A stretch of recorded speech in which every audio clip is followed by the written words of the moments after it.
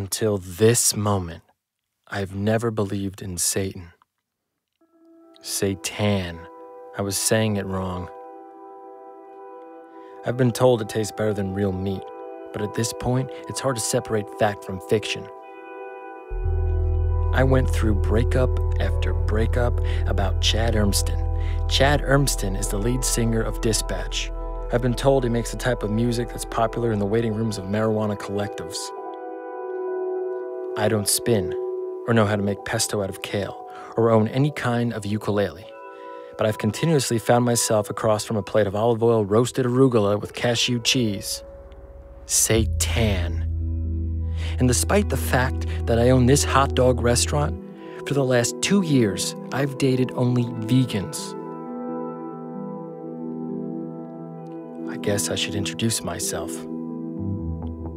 My name is Frank. I own 13 different polo shirts, all blue, because my doctor once told me blue is calming. Or maybe I just hate making decisions. After precisely 3 dates, it's always the same thing. It's over. This is how it's always ended. This is how I've always been. I don't cry. I don't do mixtapes. All my life, I've been the man who shakes hands, as if they're controlled by some sort of greater power. Wait, back up a second. I missed something. The part with the mushroom.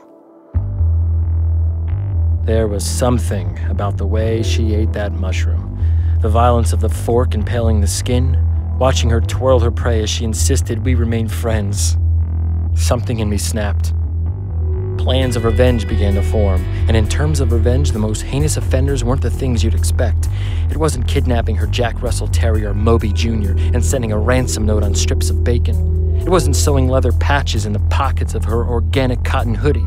It wasn't breaking into her apartment, stealing her Amex, and charging a lifetime supply of Hunter's Digest in her name. The most well-formed plan was to serve them seitan with a very special ingredient. Because you see, revenge is a dish best served with heart. I thought I'd only do it once. The girl who started it all. The girl who took a vegetable hostage. The violent pacifist. Only she wrote about it in her blog called Dandelion Wishes or something like that. Anyway, word of mouth spread fast. The dandelion root, or the Daily Dandy as it was known, had a real pulse on what was trending in the vegan community. They were the best tasting vegan dogs in town. So succulent, she wrote in her review. It was almost impossible to believe that they weren't meat. You sit there, creating meaty wet dreams, your lips dripping flesh, and you think you're so much better than everyone. So much more compassionate. You care more. You're enlightened. I felt immense power. If I could strip people of their labels, of who they claim to be at their core, at their deepest level, I could somehow make it right. I could make people better.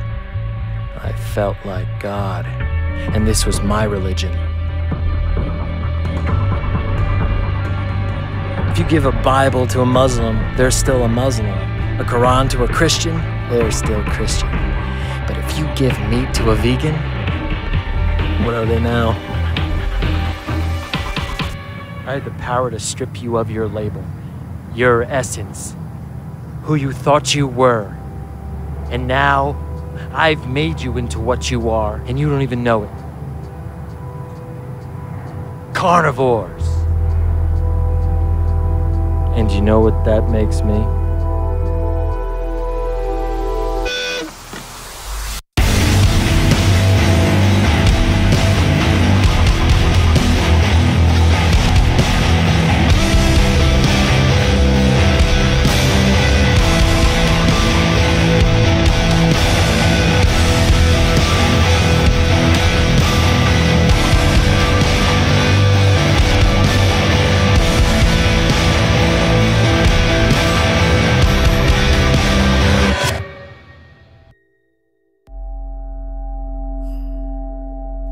Satan.